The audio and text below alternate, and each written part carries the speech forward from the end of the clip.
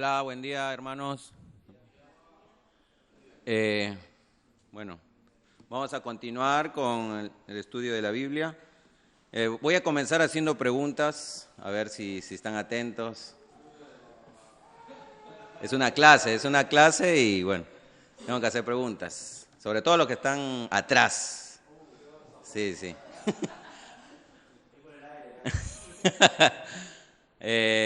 Bueno, si no lo saben responder, igual no se sientan mal.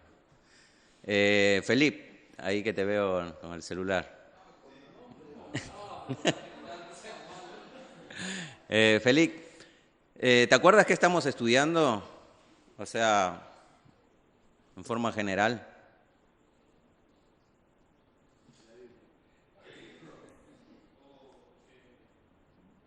¿Qué estamos viendo domingo tras domingo?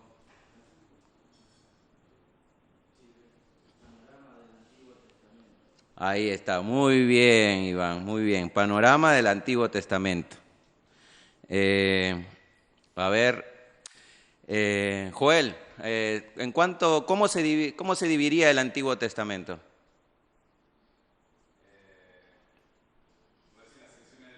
Sí, ¿cómo? Pentateuco, libros históricos, poéticos, profetas mayores y menores. Muy bien. David, bueno, la última clase, no sé si viniste, sí creo que viniste. Terminamos ya con los libros históricos. Ahora, ¿qué vendría? Ya lo dijo Joel.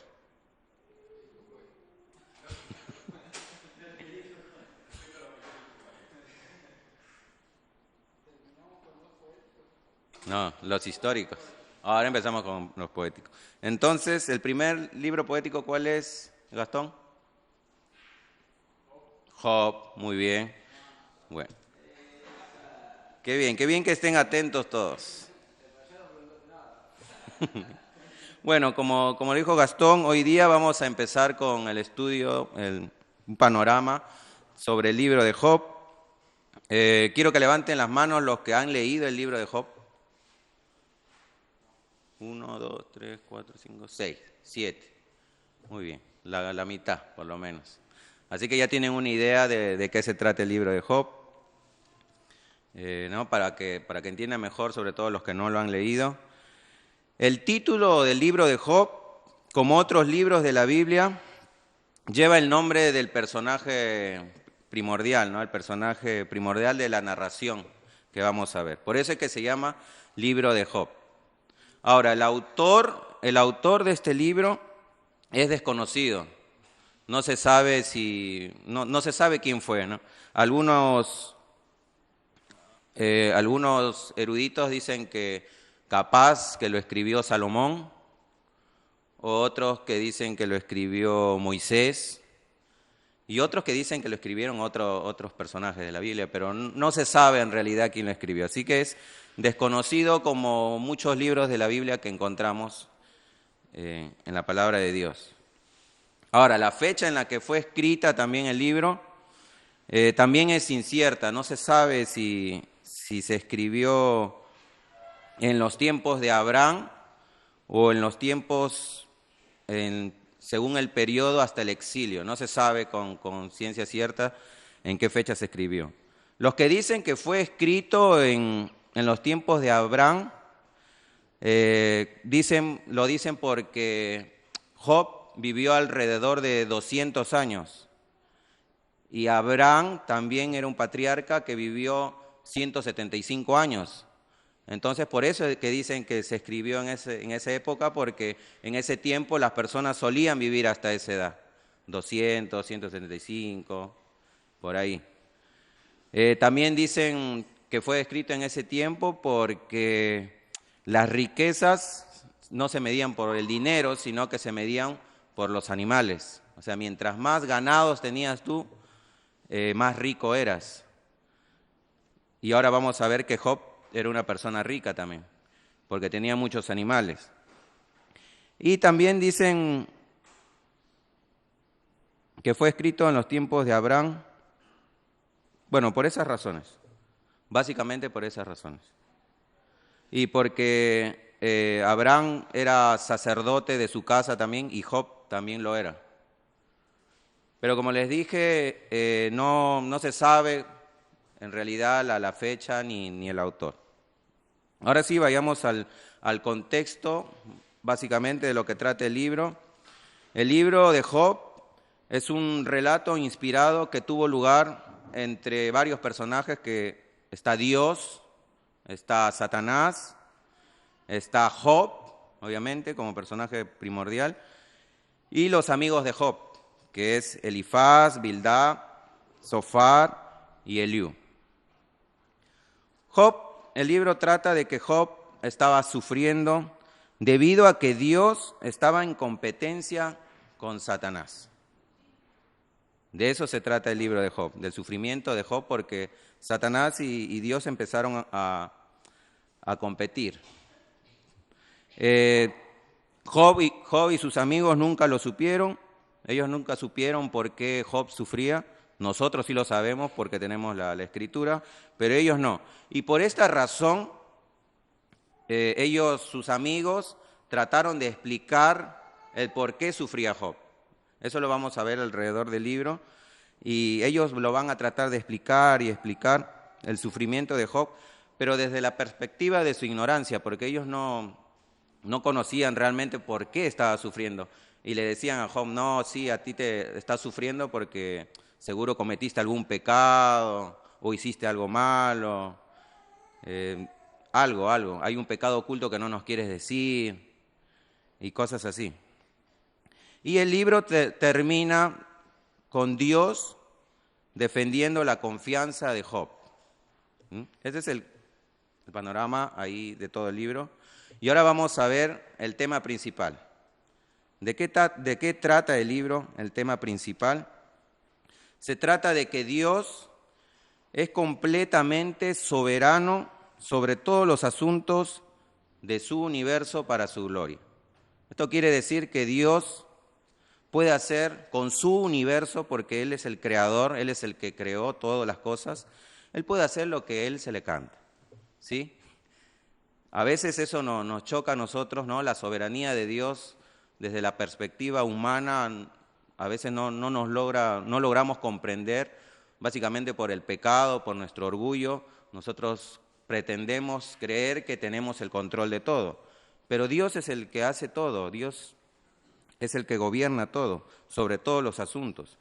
Y sus motivos, sus razones y objetivos detrás de lo que Él hace, de lo que Dios hace, no nos son revelados.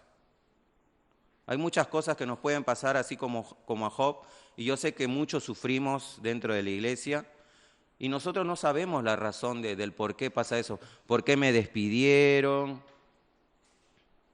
No sé, ¿por qué mi mujer o mi marido me dejó? ¿Vieron? ¿Por qué tengo este accidente o esta enfermedad? Y nosotros no entendemos, pero debemos descansar siempre en la soberanía de Dios. Debemos recordar en su carácter que Él es nuestro Redentor y que siempre debemos cuidar de pensar en su cuidado hacia nosotros, porque también nosotros vemos en su carácter que Dios es Dios bueno, que es un Dios misericordioso y que quiere siempre lo mejor para nosotros, aunque a veces lo mejor para nosotros es el sufrimiento, aunque no lo crean. Ese es el tema principal del libro, o sea, el libro se trata básicamente de eso. Entonces, en el libro de Job nos vamos a encontrar con las preguntas más difíciles de la vida.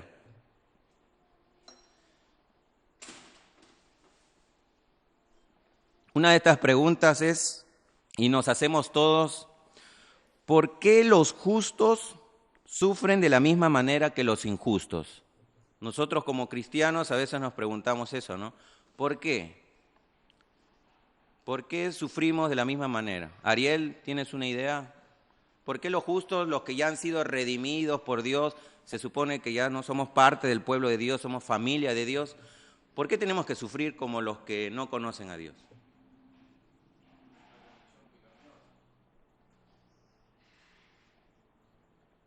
precisamente por eso, por el pecado. Otra de las preguntas sería, ¿cómo un Dios bueno y afectuoso tolera el problema humano de la maldad y del sufrimiento? Eso son preguntas que a veces, no sé si cuando ustedes han hablado de Dios, han evangelizado a otras personas, te preguntan, ¿por qué si Dios es bueno, por qué permite el sufrimiento? ¿Por qué allá permite que los niños sean violados, los robos, los asesinatos? ¿Por qué permite todo eso Dios? No que tu Dios es bueno, dicen. Esa es otra de las preguntas que vamos a encontrar, ¿no? Siempre. El problema de la maldad y el sufrimiento humano, como dijo Gastón, es que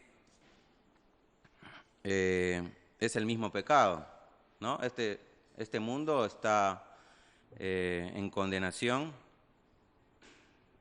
está gobernado por Satanás, y eso también lo vamos a ver en el libro de Job, que Satanás tiene cierto poder, cierto dominio. Y otra de las preguntas que también nos deberíamos hacer al leer el libro de Job, y que nos hacemos siempre, es ¿cómo deberíamos actuar los justos ante el sufrimiento?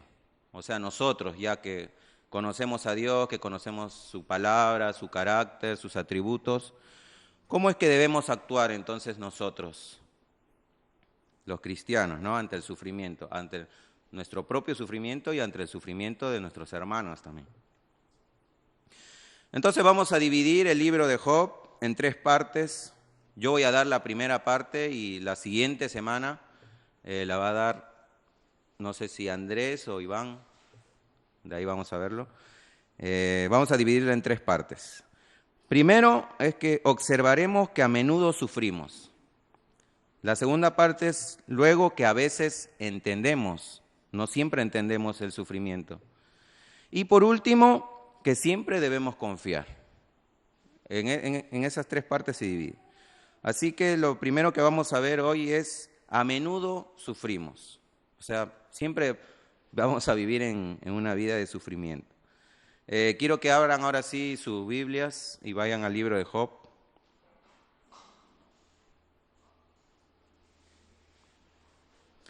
Y vamos a leer Job del 1 al 5.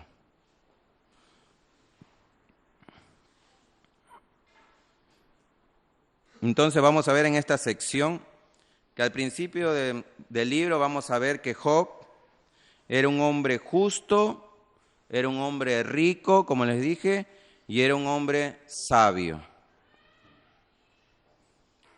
David, ya que estás ahí, Job capítulo 1, versículos del 1 al 5, por favor.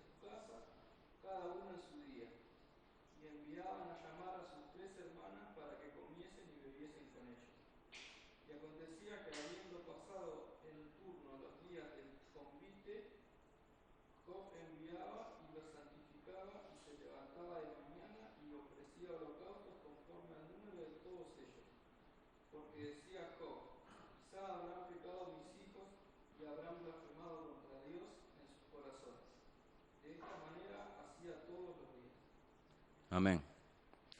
Entonces, vamos a ver, como leyó ahí David, que Job en principio era un hombre justo. Dice versículo 1 que este hombre era perfecto y recto, temeroso de Dios y apartado del mal. La Biblia lo califica a Job, miren, dense cuenta, como perfecto y recto. ¿Pero qué quiere decir eso? ¿Que Job no pecaba? Entonces, ¿qué quiere decir que era perfecto y recto? Gastón, ¿una idea?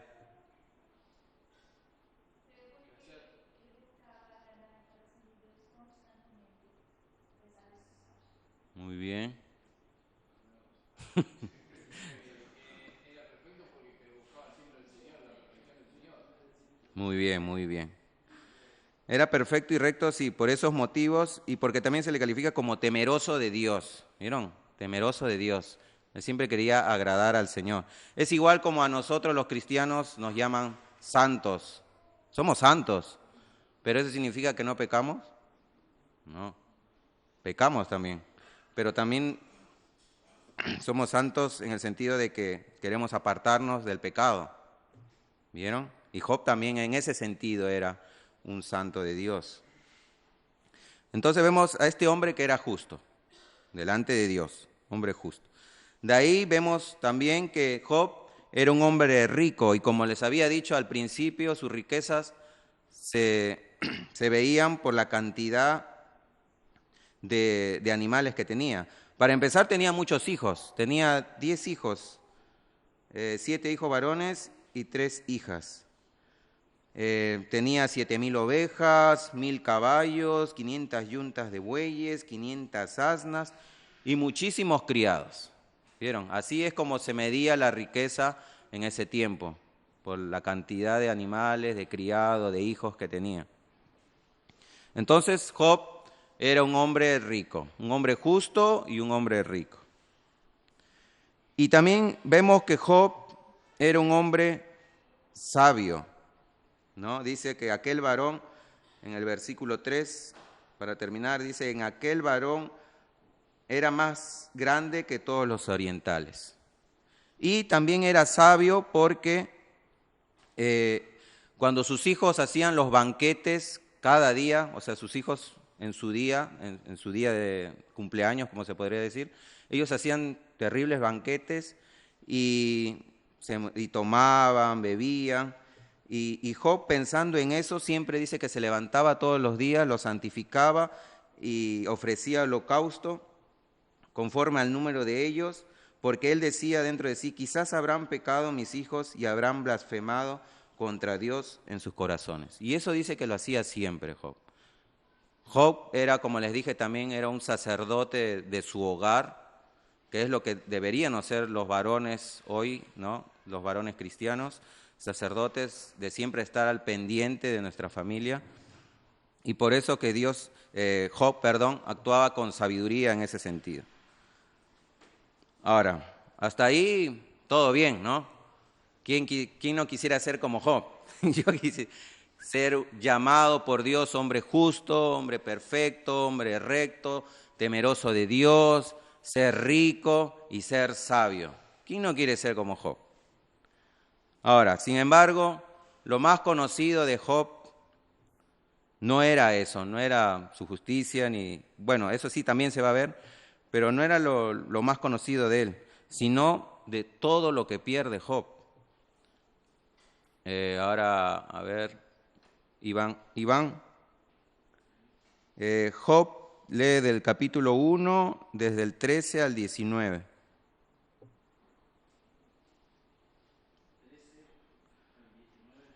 Sí, capítulo 1, del 13 al 19.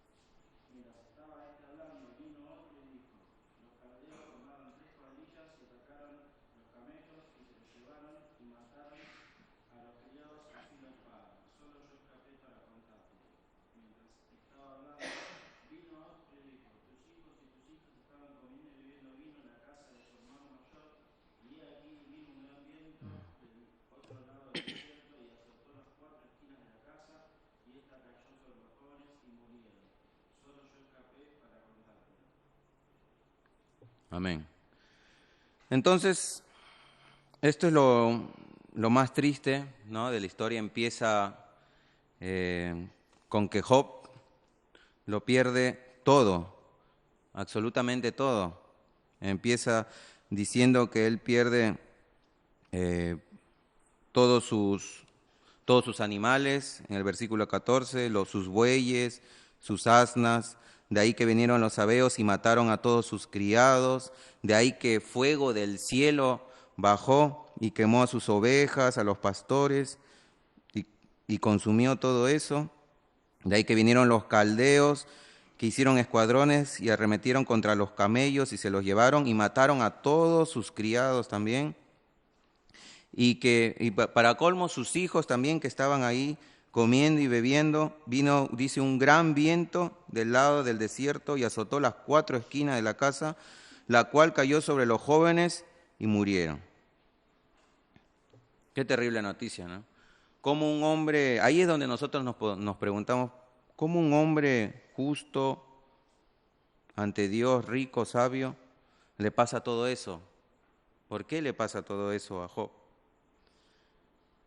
Y para colmo no solamente pierde eso, sino que para completar, él pierde su salud. En Job capítulo 2, versículo 7, dice: entonces salió Satanás de la presencia de Jehová e hirió a Job con una sarna maligna desde la planta del pie hasta la coronilla de la cabeza. ¿Vieron? No solamente pierde todos sus bienes materiales, sus hijos, sus criados, sino que pierde hasta su salud. Y para colmo de males también, en el versículo 9 dice: entonces le dijo su mujer, ¿aún retienes tu integridad? Maldice a Dios y muérete, le dice. Qué mujercita que tenía Job, ¿no? Qué terrible que tu propia mujer, al ver tu sufrimiento, al ver todo lo que te pasa, te dice, maldice a Dios y muérete. Te desea la muerte. Bueno, hermanos, entonces, como le dije, este primer punto se llama que a menudo sufrimos. No por ser hijos de Dios, no por ser cristianos, significa que estamos exentos de las tragedias, ¿no? Sobre todo del sufrimiento que causan las tragedias. Porque nosotros no significa que estamos protegidos por, así como que nada nos va a pasar. No, sí, a menudo sufrimos, hermanos. El sufrimiento es algo universal, es algo que nos va a pasar a nosotros, es más, es una promesa de Jesús, y que va a pasar también a las personas que no conocen a Jesús. Todos sufrimos, y obviamente todos queremos evitar el sufrimiento. A nadie le gusta sufrir, a mí no me gusta sufrir, ¿no? A toda costa queremos evitar el sufrimiento. Es más, nos gustaría que los servicios de la iglesia sean como reuniones motivacionales, que vengan, que nos levanten el ánimo, que te digan que tú eres un campeón, que nada te va a pasar, que vas a prosperar y todas esas cosas. Eso nos gustaría escuchar siempre, pero lamentablemente no es así. No es lo que la palabra de Dios nos manda a hacer. Sí hay motivaciones, hay esperanzas, pero no es siempre. Más que todo la palabra de Dios te confronta con tu pecado, y obviamente eso te va a hacer sentir mal y te va a hacer reflexionar sobre nuestra vida, sobre sus vidas.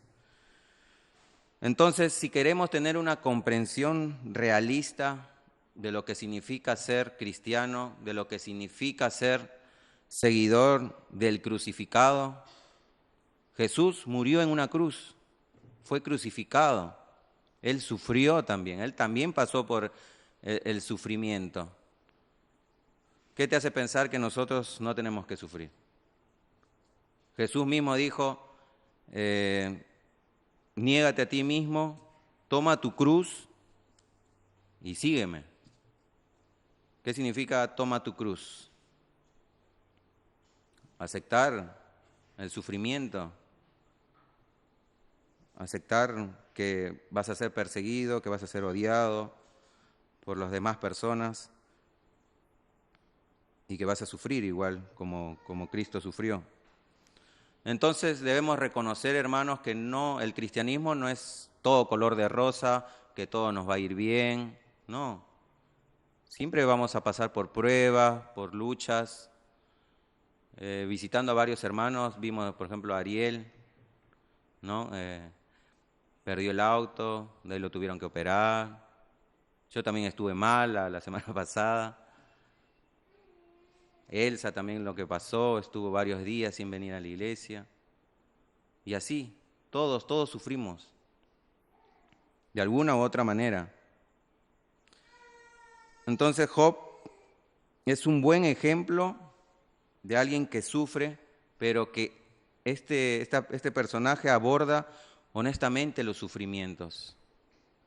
Y esa es la actitud que nosotros debemos tener. Quiero que vayan a Job, capítulo 1, del 20 al 22.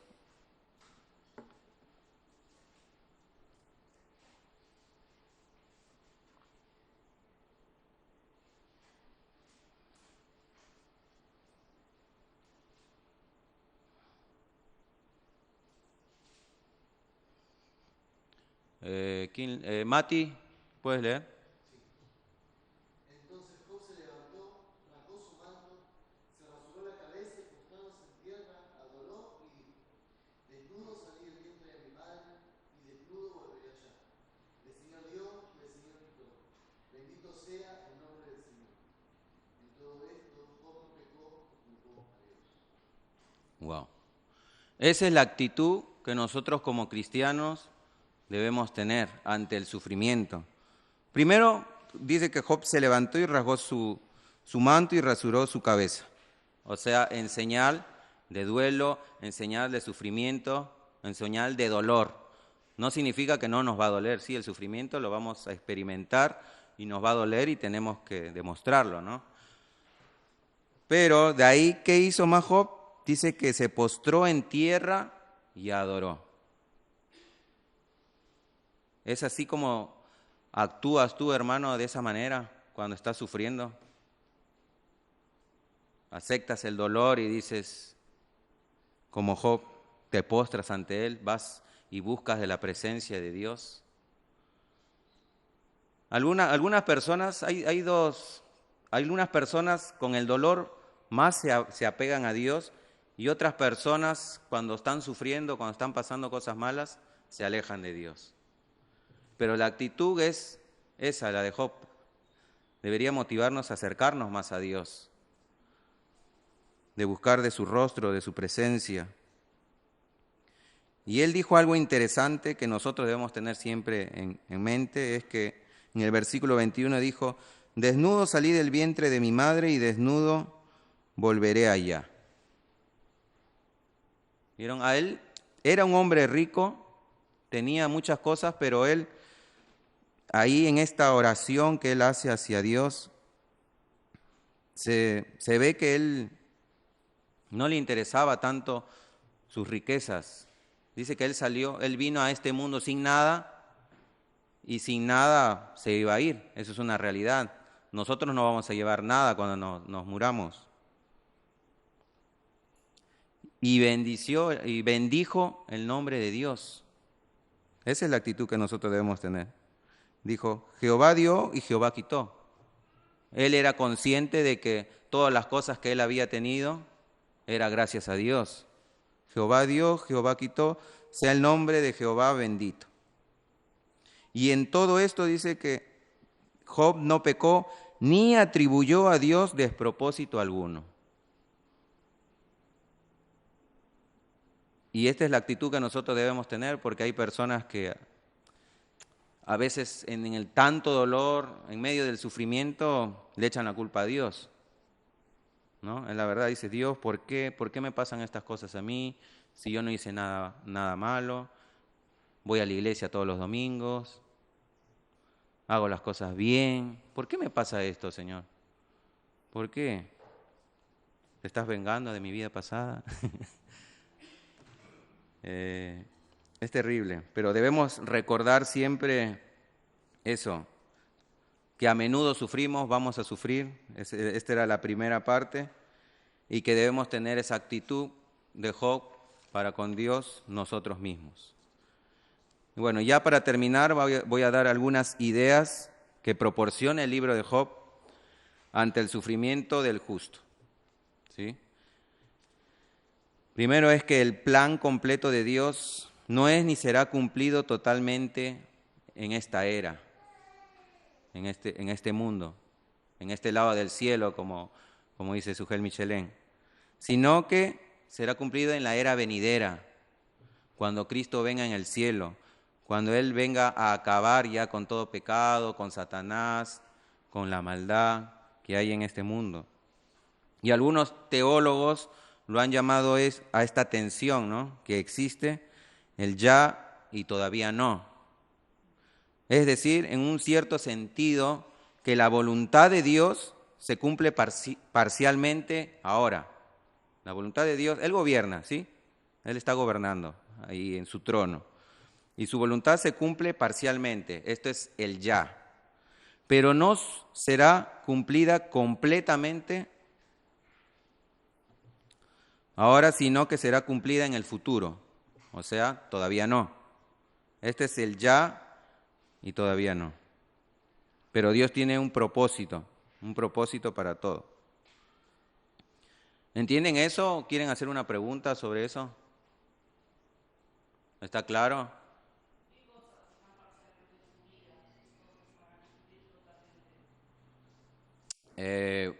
Las promesas de Dios. Por ejemplo, nosotros ya somos redimidos, ¿no?, de la esclavitud del pecado. Eso es lo más común. Nosotros ya somos redimidos de la esclavitud del pecado. Pero aún luchamos con este cuerpo, con la tendencia que tiene este cuerpo, con este cuerpo de muerte, como le dice el apóstol Pablo. Y nosotros, ese es el ya, nosotros ya tenemos el poder para decirle no al pecado, pero aún hay luchas y seguimos cayendo. Y eso se va a acabar. Eso se va a acabar algún día, y eso, como le dije, se va a acabar cuando venga Cristo. Ahí cuando nuestro cuerpo ya sea glorificado. Entonces ahí ya se va a acabar la lucha contra el pecado. Porque ahí vamos a ser seres perfectos como Cristo, que es las primicias de esta redención. A eso se refiere. Y a todas las bendiciones, porque ahora disfrutamos de este mundo, sí, disfrutamos. ¿Quién no disfruta de este mundo? Pero, por ejemplo, yo disfruto jugar a la pelota, pero de ahí siempre al día siguiente estoy todo adolorido, me duele el pie, siempre pasa algo. ¿Vieron? Gozamos de buena salud, pero nos enfermamos también. Y todo eso se va a acabar. El sufrimiento, más que todo, se va a acabar. De la Biblia dice que en el cielo ya no habrá llanto, ni muerte, ni dolor. Imagínense ese momento, ¿no? Y tenemos que vivir con esa esperanza de que eso va a ser así. Esa es nuestra esperanza, de que este mundo es pasajero, pero que en la era venidera todo va a ser felicidad para siempre. Bueno, espero que haya quedado claro eso. Ahora vamos a ver otra idea, otro segundo punto. Es que el poder de Satanás está limitado por el plan del soberano Dios. Vamos a leer Job 1. A ver, esperen. Desde el 6, quiero que lean desde el 6 hasta el 12. Capítulo 1. ¿Quién lo puede leer? Avi, ¿lo puede leer? Fuerte, por favor.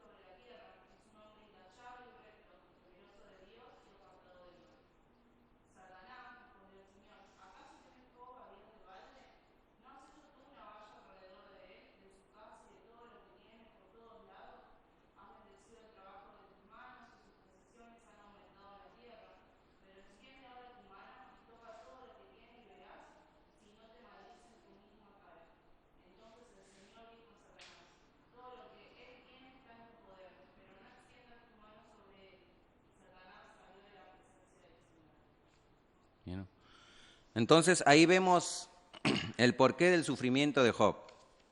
¿Vieron? Era, como les dije al principio, estaba sufriendo porque había una cierta competencia entre Dios y Satanás. Dios le dice a Satanás que considera a su siervo Job, que es justo, es recto, y que no hay otro varón perfecto como él en la tierra. ¿Y Satanás qué le dice? Que Job estaba sirviendo a Dios porque él lo había cubierto, lo había cercado, dice, ¿no?, con su bendición, y que todo lo que tiene, o sea, es obviamente por Dios, y que por eso es que Job es así. Y a lo que dice Dios, y Satanás le dice, pero extiende ahora tu mano, toca todo lo que tiene y verás si no blasfema contra ti en tu misma presencia. O sea, como diciendo, ¿de verdad Job es así? A ver, quítale todo, a ver si sigue siendo así. Imagínense esa prepotencia, ¿no?, con la que le dice Satanás. Y bueno, y Dios dice, acepto el reto. Y le dice, quítale todo, pero no pongas tu mano sobre él.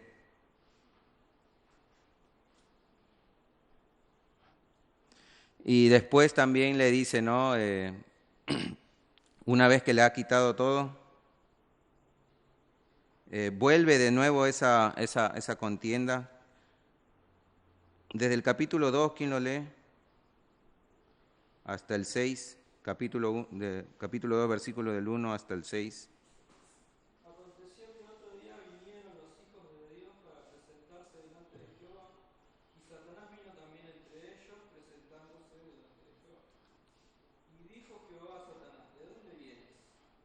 Respondió Satanás a Jehová y dijo, de rodear la tierra y de andar por ella. Y Jehová dijo a Satanás, ¿no has considerado a mi siervo Job, que no hay otro como él en la tierra, varón perfecto y recto, temeroso de Dios y apartado del mal, y que todavía retiene su integridad, aun cuando tú me incitaste contra él para que lo arruinara sin causa? Respondiendo Satanás, dijo Jehová, piel por piel, todo lo que el hombre tiene dará por su vida. Pero extiende ahora tu mano y toca su hueso y su carne, y verás si no blasfema contra ti en tu misma presencia. ¿Está el 6? Sí. Y Jehová dijo a Satanás, he aquí, él está en tu mano, mas guarda su vida. ¿Vieron?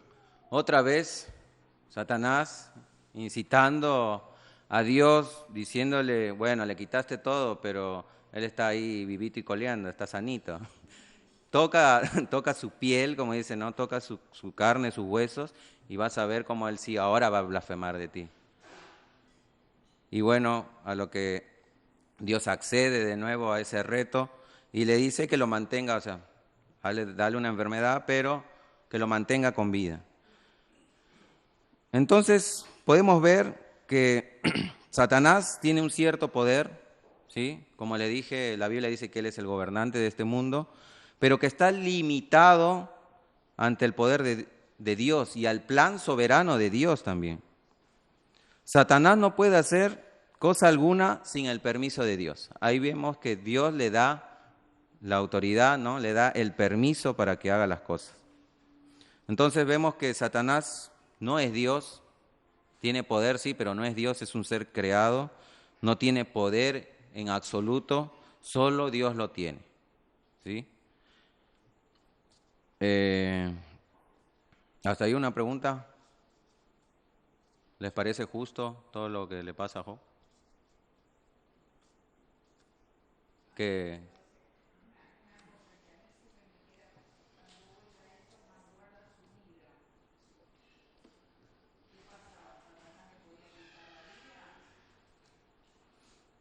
y si Dios quiere, sí. Como vimos en el tema principal de este libro es que Dios es completamente soberano sobre todos los asuntos de su universo. Y Él hace todo para su gloria. Él lo hace todo para su gloria. Entonces, por eso es que Dios permitió todo este sufrimiento que Job pasó. Y Job jamás se enteró, ni sus amigos, pero todo esto sirvió ¿para qué? Para que nosotros ahora leyendo el libro de Job, podamos tener, como les dije anteriormente, tener esa aptitud de Job ante el sufrimiento y todo este sufrimiento por el que pasó Job, ahora a nosotros nos es de bendición, porque nosotros podemos ver y aprender muchas cosas acá. Vemos que Dios es soberano, que Dios hace lo que quiere, que le da, es más, permiso a Satanás para hacer ciertas cosas, pero según su plan soberano. Y como le dije, sí, si Dios quisiera, sí, pero no era el plan de Dios matar a Job. Bueno, vemos también entonces que Dios prueba y examina a las personas, también permite a Satanás probar y examinar a las personas.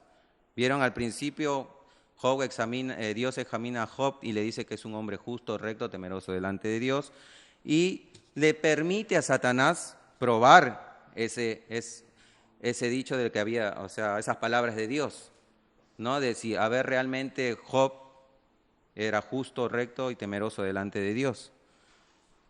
Entonces, aunque las pruebas son sumamente difíciles de atravesar, nos enseñan varias lecciones que purifican nuestra fe, ¿no? Debido a las tribulaciones por las que pasó Job, Job creció en su fe y en su humildad. Eso lo vamos a ver más adelante, seguro la otra semana, en el capítulo 42, versículo del 1 al 10. Cómo nosotros a través de la prueba aumenta nuestra esperanza, nuestra fe, y ese es plan de Dios también, ¿no? Por medio del sufrimiento. Y ya para terminar, debemos entender, hermanos, que debido a la caída de la humanidad en el huerto del Edén, del pecado, como vimos, vivimos en un mundo pecador y caído. Y que las cosas horribles que pasan simplemente ocurren porque vivimos bajo la maldición del pecado. Eso está en Génesis capítulo 3, del 14 al 19. Si quieren lo pueden leer en sus casas. Y vemos que ahí el mundo es maldito.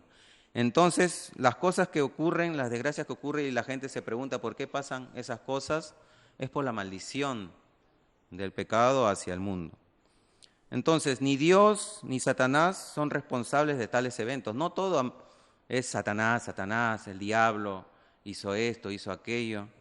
No, simplemente pasan a veces causados por la propia voluntad humana, ¿no? Unos dicen, por ejemplo, un cristiano que sufre de cáncer al pulmón, cuando ya tiene 50, 60 años, dice, ¿por qué me da cáncer? Y no se acuerda que en su vida pasada, antes de conocer al Señor, vivía fumando y fumando. O sea, son consecuencias de todo. ¿Viste que el pecado tiene consecuencias? Entonces, se trata de eso. Algunas de las pruebas por las que pasamos siempre son solamente una parte de vivir en este mundo imperfecto y caído. No obstante, debemos recordar, hermanos, que Dios es compasivo y camina con el creyente a través de cada prueba. Dios siempre va a estar con nosotros, Dios nunca nos va a abandonar. Así que cuando estemos pasando por prueba, por tribulación y por cualquier tragedia en esta vida, debemos aferrarnos a la verdad de las promesas de Dios. Y una de esas promesas es que Dios siempre va a estar con nosotros. Dios no nos va a abandonar. Dios no nos deja. Él es nuestra roca, nuestra fortaleza en medio de las tormentas de la vida. Y esta promesa, hermanos, de que Dios no nos va a dejar, nos ayuda a tener esperanza. Esperanza en que debemos confiar en Dios, que Dios es bueno, como diciendo, siempre hay que recordar cada vez que nos pasa una desgracia, un accidente, una enfermedad, alguien se murió, te robaron, te despidieron. Debemos recordar que a pesar de todo eso, Dios es bueno. No lo vamos a lograr entender bien, tratar de relacionar eso, pero debemos recordar eso. Dios, su palabra dice que Él es bueno y como le dije, quiere lo mejor para nosotros a pesar que a veces lo mejor es el sufrimiento, porque nos ayuda, como le dije, nos ayuda a formar nuestro carácter.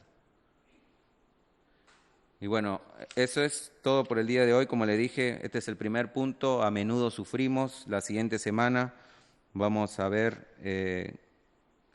otros dos puntos, que es que a veces entendemos O sea, a veces entendemos el sufrimiento y a veces no. Y el último punto es que siempre debemos confiar. ¿Sí? Gastón, ¿quieres orar, por favor, para terminar?